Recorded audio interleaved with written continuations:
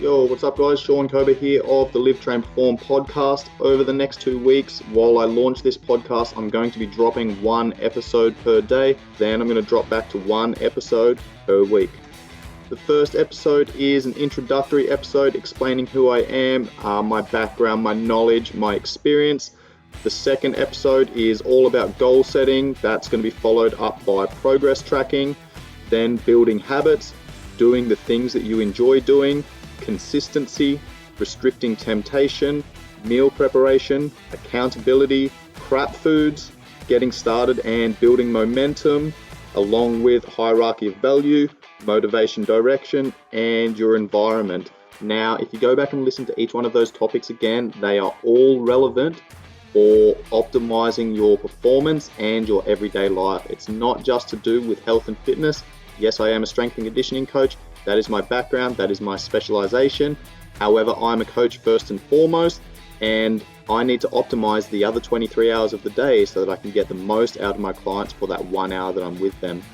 I will also be answering some of my followers' questions that have posted questions on my Q&A memes, and I'm going to incorporate those answers into the pertinent episodes.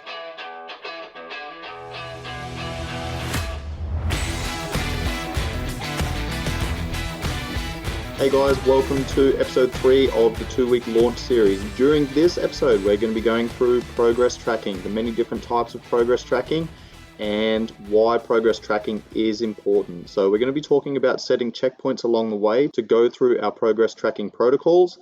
We're going to be talking about general progress tracking and specific progress tracking. Then we're going to discuss data, information, knowledge, and wisdom, why those things are important and what the difference is between them. We'll also discuss certain health markers that we can use to kind of have a look at where our body's at, how much stress we're under, and the state of our nervous system. We'll be discussing heart rate variability, blood pressure, and waking heart rate. Then we're going to be going through the different progress tracking tools, looking at objective progress tracking and subjective progress tracking. Let's get started. So first up, why is progress tracking important? Well, it's essentially going to give us information to tell us whether we're moving in the right direction or not. What is the state of health of our body? And is the training program, nutrition protocol, lifestyle changes and habits that I've implemented into my life pushing me in the right direction or not? If what I'm doing is working and I'm moving in the right direction, I'm taking those steps, then that's awesome. I just simply tweak and refine and make minor adjustments as I go. If it's not pushing me in the right direction, however, then I need to take a step back and have a look at the habits and routines and changes that I've implemented, and maybe I need to make some adjustments to those. Maybe I need to change my training program. Maybe I need to change my diet protocols. Maybe I need to have a look at my lifestyle. Am I getting enough sleep? Am I drinking enough water? Am I eating enough vegetables to support micronutrient levels and all those processes that go on behind the scenes to support one, recovery, but then adaptation? Now, it's important to note that we don't make adaptations in the gym. We go to the gym, we drive the sympathetic nervous system, which we'll discuss in a little bit more detail soon. Then it's only when our parasympathetic nervous system upregulates and we can then break down our foods and our nutrients and start pushing them in the direction they need to go to support those adaptations. If you haven't listened to the previous episode all about goal setting, I highly recommend you go back and listen to that so this episode makes a lot more sense. Once we've got our goals, after we've set our values, then we need to do progress tracking along the way. To recap last episode, if I have someone who's looking to lose 10 kilos in 1 year, for example, then I'm going to break that 1 year goal down into quarters. So every 3 months, what I'm going to do is test their body composition, test their weight, then tweak and refine their protocols, their training program, and their nutrition. Maybe look at lifestyle. But then I'm going to break those 3-month increments down into 1-month increments. And then I'm going to, again, break those 1-month increments down into weekly increments and daily increments. When it comes to progress tracking, we need to take a baseline. We need to have a look at what our start point is and then progressively track along the way. And again, if we're moving in the right direction, that's awesome, tweak and adjust. If we're not, then something needs to change. Let's now discuss the difference between general and specific progress tracking tools. So general progress tracking tools are all about your overall health. This is where we're looking at your heart rate variability, your blood pressure, your waking heart rate, how much sleep you're getting, how much water you're drinking, are you getting enough nutrients in the form of calories, are you getting the right macronutrient ratios, are you getting the right micronutrient ratios, etc. So I've said it once, I'm going to say it again and again and again. A healthy organism is an adaptable organism. So if everything's dialed in and you think that your training program, your diet plan is fucking awesome, it's the bee's knees, then that's great. But if it's not bringing you the results that you want, maybe your body is not in a healthy place and it's not going to adapt. A simple analogy that I like to use to explain to my clients this process is a car. Now, let's say you're driving 1,000 kilometers. If you have 4 flat tires, your timing belt's off, your engine oil's low, you've got no brake fluid, you've got no power steering fluid, one of your spark plugs is not working, so now your car's only running on 5 cylinders instead of 6, then putting your foot on the accelerator is not going to get you there faster. It's just going to be revving the engine out. Your car's going to be working a lot fucking harder and going nowhere fast. It's the same thing with our body. We need to make sure that we service our body, we make sure our body is healthy, and we go back to the car and we pump up those tires and we put our engine oil in, we fill our brake fluid and our power steering fluid and get everything running correctly. Then when we put our foot on the accelerator, then we're moving a lot faster. So you need to tick the boxes, make sure you've got the prerequisites set first, and ensure that you're in a healthy space so then your body wants to adapt. Specific progress tracking, on the other hand, is all about making it specific to the adaptations that you're trying to achieve. So the person who's looking at losing 10 kilos of body fat, I need to be testing body composition, I need to be testing weight, and I'm progressively tracking that as I go. I'm also going to maintain and continue checking on those general health markers and those general progress tracking protocols. Now, if I have someone who is training to be a powerlifter, for example, and wants to compete in their first meet, then I don't necessarily need to test their body composition. I'll probably test that anyway just to see how the training program and nutrition protocols are affecting their body. But the progress tracking I'm going to be using with them is going to be all about strength, all about force output, power output, how fast is the bar moving, what's their rate of force development, what's their strength capacity. So those specific progress tracking protocols need to be in line with what your goals are. We'll discuss this in a little bit more detail later on in the episode. As mentioned earlier, some of the markers that I use to measure overall health is heart rate variability, blood pressure, and waking heart rate. So heart rate variability is a snapshot into your autonomic nervous system. I'm not going to go too deep into the autonomic nervous system. However, I will give a brief overview of what it's responsible for. The autonomic nervous system controls 80 to 90% of your body's physiological processes. This happens at a subconscious level. You don't even need to think about it. This is what keeps your heart beating, your lungs breathing, your digestive system doing its thing, your regulation of hormones, your neurotransmitters, pretty much everything that happens behind the scenes that you don't need to really pay too much attention to. Now, that's a really good point, is that people typically don't pay attention to their autonomic nervous system until something happens, when they end up basically getting really stressed out. We have acute stress and we have chronic stress. Acute stress is something, let's say you're driving along at 100 kilometers an hour and someone pulls out in front of you, right? So that's an acute stress. There's going to be a physiological response that goes along with that. Now, let's say you're driving along at 10 kilometers an hour and someone pulls out in front of you. It's going to be a little bit of a stress, but it's nowhere near as heightened as the acute stress. However, if you're driving along and every 5 minutes someone pulls out in front of you, all right, that's going to add up to chronic stress. So that's an important thing to note, is that we have acute stress, which is a high threat, and that gives us a high response.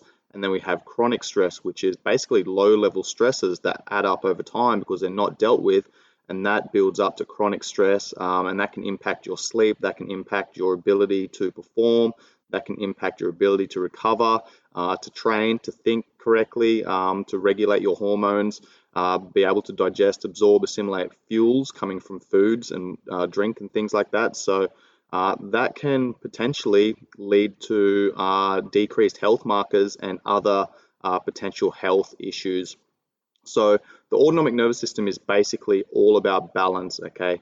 We have two branches, the sympathetic state, which is fight or flight, and we have the parasympathetic state, which is rest and digest. Now, these are both important, but they work together, they're synergists. If we have too much drive in one state, then that can cause some health implications. So what we want to do is balance everything out. The sympathetic state, or the sympathetic nervous system, is responsible for short-term survival. The parasympathetic nervous system is responsible for long-term survival, so it's important to balance these out. Now, I'm not going to go into the individual physiological processes that occur and the cascade of hormones and everything else that happens in each one of these states because it is quite dense, and I will spend an entire episode on this in the future. But essentially, think about writing down two columns in your life. Okay, on the left column, we have things that cause you stress, and on the right column, we have things that cause you to or allow you to be able to relax. Now, that's essentially the sympathetic on the left, the fight or flight, which is stress, and the parasympathetic on the right, which is relax. Now, if you add up the things in your life that cause you stress, you might have low-level stresses. It might be finances, might be, a 2 out of 10 on a scale of 1 to 10. Relationship, you might be having some relationship issues at the moment. That might be causing you a 4 out of 10 stress. You might have children that are, you're having some issues with, or they're playing up at school, or, they're just being little shits. So that might be causing you a 1 out of 10 or a 2 out of 10.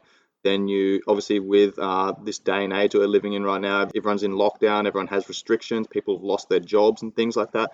That might be causing a level 6 or a 7 in stress.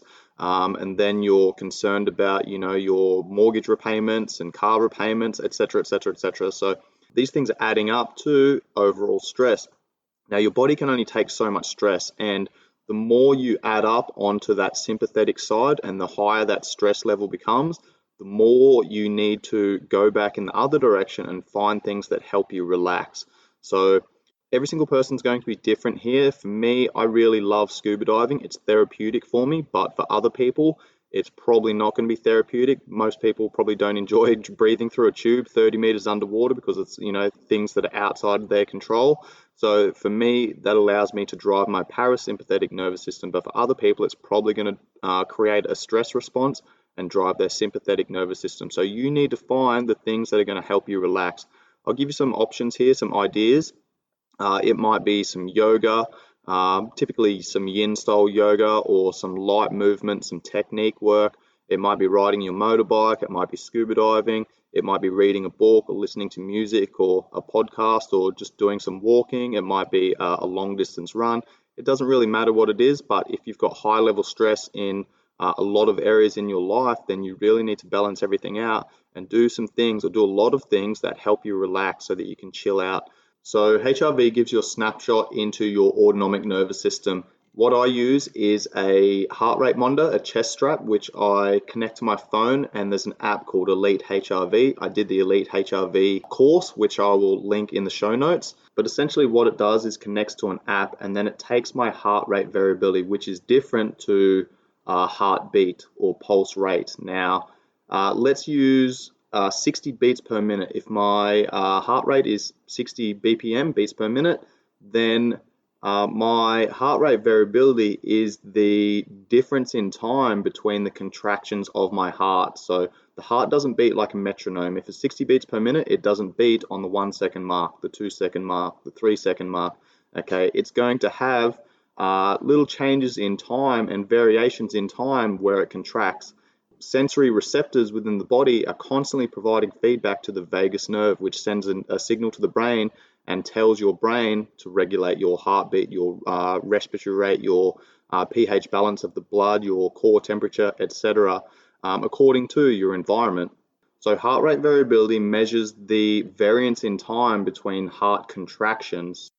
So let's take that example of 60 beats per minute. It's not 1 second, 1 second, 1 second between contractions. It might be 978 milliseconds, and then the next one, there might be 1236 milliseconds, and then the next one's going to be 874 milliseconds, and then the next one's going to be 1078 milliseconds, and the next one will be 876 milliseconds. Okay, so basically what that's doing is your vagus nerve, your brain, is sending signals to the heart, to the respiratory rate, to start adjusting depending on what's going on. So a good score is 65 for heart rate variability, 65 and above. Mine is typically around about 77, 78, depending on what's going on. So a high score is good. That means that your body is able to adapt to all the different stimulus that's coming in and make adjustments, physiological adjustments to all those processes going on behind the scenes to keep your body healthy, essentially. Now, low heart rate variability is detrimental to health. That essentially means that your body's under a shitload of stress and it can't make the necessary adjustments to adapt the heart rate and the respiratory rate and the hormone regulations and all of these other processes that are happening. Now, when we're training, when we're going through stressful times in our life, our heart rate variability is typically going to start dropping down.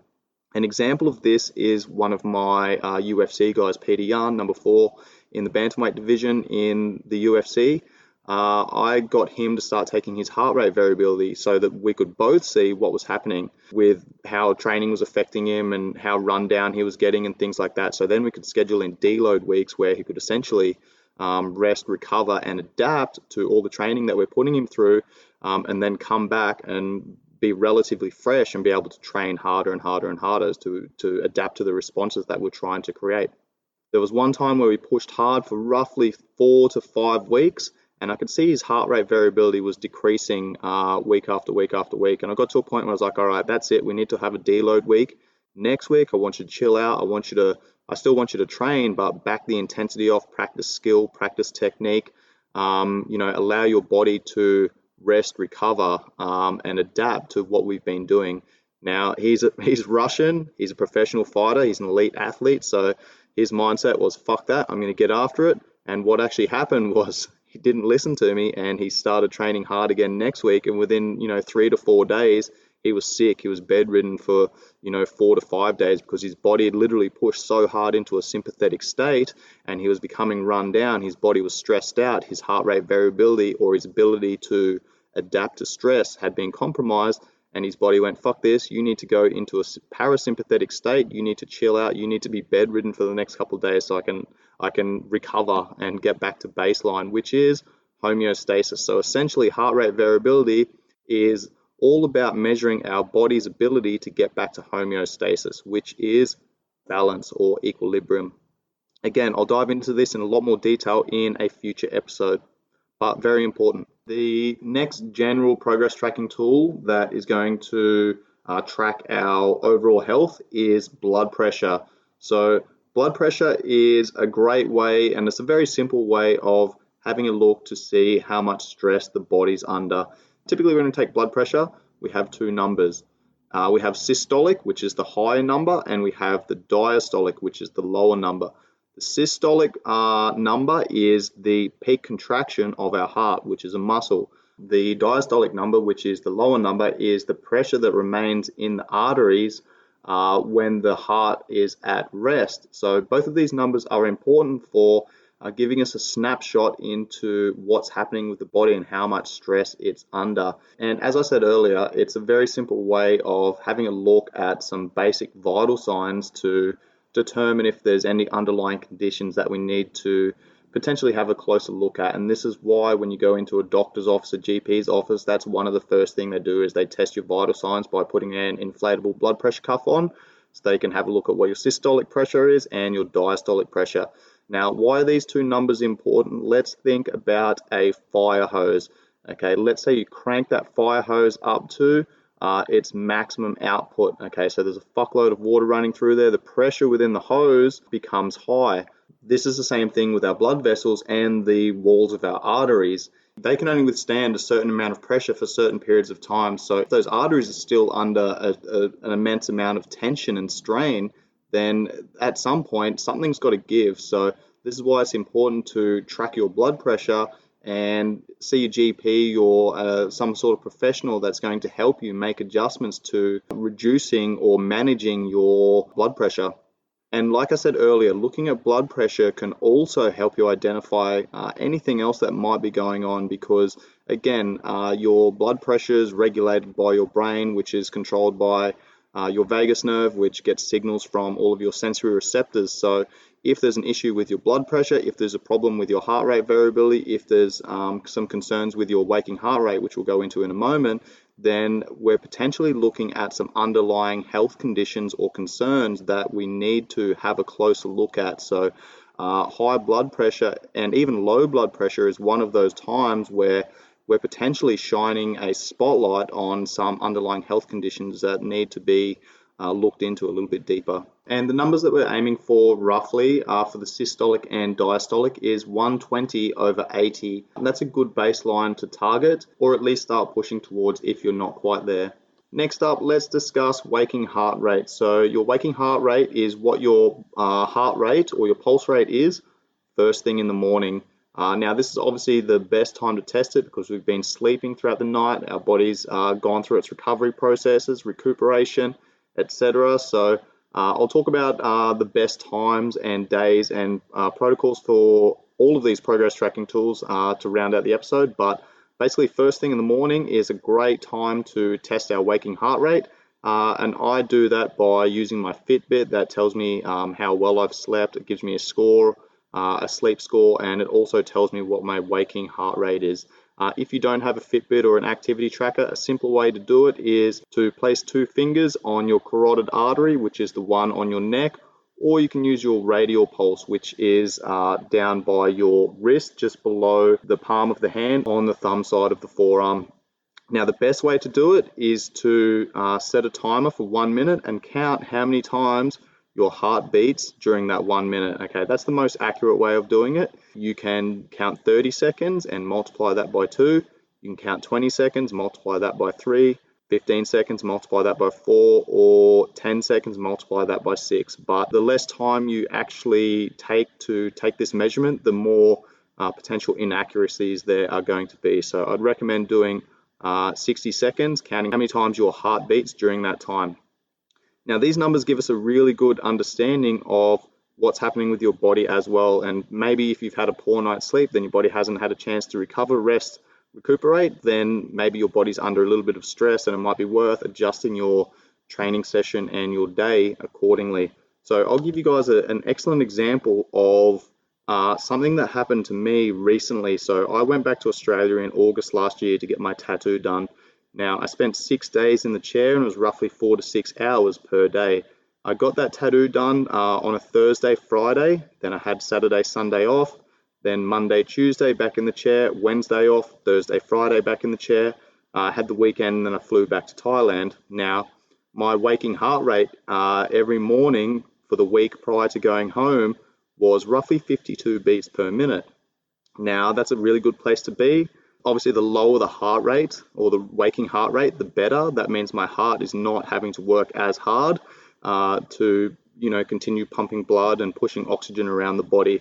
Once I got back to Australia, I started getting tattooed. I was in the chair, and it took a few days for my body to adjust to that. Now, when I was getting tattooed, my body thought it was under threat, so it created a stress response. And I talked about heart rate variability earlier and the autonomic nervous system, but essentially what happened was because there was a foreign substance being injected into my body through the tattoo ink, my body mounted a stress response, an immune response. It created inflammation, it adjusted my heart rate variability, it adjusted my blood pressure, etc., and it adjusted my waking heart rate. So it took a few days for this to happen. Like I said, Thursday, Friday, I started in the chair. By Saturday, my waking heart rate had gone from 52 beats per minute up to 55 beats per minute. And then a couple of days later, or over the next couple of days, it bounced up to 58 beats per minute, then 61 beats per minute, then 64 beats per minute. Okay, and this basically happened right up until I flew back to Thailand. And even a couple of days after I got back to Thailand, I was still up at around about 64 beats per minute because my body had essentially thought that it was under threat, so it created an inflammation response. Now, a point to note here is that my heart rate went from 52 beats per minute up to 64 beats per minute in roughly 10 days or so. Now, why is this important? Okay, there's 12 beats per minute more than my heart is having to work. That's per minute. That adds up over an hour. That adds up over a day. That adds up over a week. That adds up over a month, etc. Now, important to note here is that I was doing everything else right. Okay, I wasn't training because that's a stress. I wasn't having shitty night's sleep because that would have added more stress. I wasn't eating shitty food because that would have added more stress. Okay, so all of these other stresses, if I was still training and I was, getting on the piss with my mates and eating shitty food and having poor night's sleep, on top of getting tattooed for 4 to 6 hours every day, okay, it would have put my body into shock. Okay, and there's way too much going on there for my body to be able to adapt to that. So I knew what was going on. I knew what was happening because I was testing my waking heart rate every morning, and I could tell that my body was under fuckload of stress. So for me, it didn't make sense to then train and, get on the piss and all these other things because my body would not be able to recover and then adapt. And I would have left myself in a pretty shitty position. So I'm going to wind up the episode there. This episode's already been quite dense, and I've covered the general progress tracking tools, which is focused primarily on looking at the health markers. I've said it once, I'm going to say it again and again and again. A healthy organism is an adaptable organism, so we need to make sure that we're healthy first before we start putting all these other processes in place and asking the body, or putting the body under stress and asking it to adapt in a positive manner. Now, think about it like this. I've used this analogy before. If I'm driving along and my car has, 4 flat tires, no engine oil, no power steering fluid, no brake fluid, my timing belt's off, etc., and I put my foot on the accelerator and I'm trying to go harder and faster, then I'm just going to burn the engine out. I'm not going to get anywhere any quicker. Okay, however, if I service my car and I make sure that everything's running smoothly, then I go and put my foot on the accelerator and I start putting all these other processes in place, then I'm going to get to my destination a lot more effectively, a lot more efficiently. So it's the same thing with our body. Make sure your body's healthy first, then put it under stress, ask it to adapt in a positive manner, and then you'll be moving in the right direction. So in the next episode, I'm going to be talking more about we'll be going through some general progress tracking tools, but we'll be getting a lot more specific with it, and we'll be discussing objective tracking and subjective tracking. All right, thanks for listening, guys. If you enjoy the content that I'm bringing to you guys, please help me spread the message and like, save, share, and subscribe, and pass this off to your friends, your family, anyone that's relevant in your life that it could potentially help. And please make sure you leave a 5-star rating and review. Much love, guys. Peace.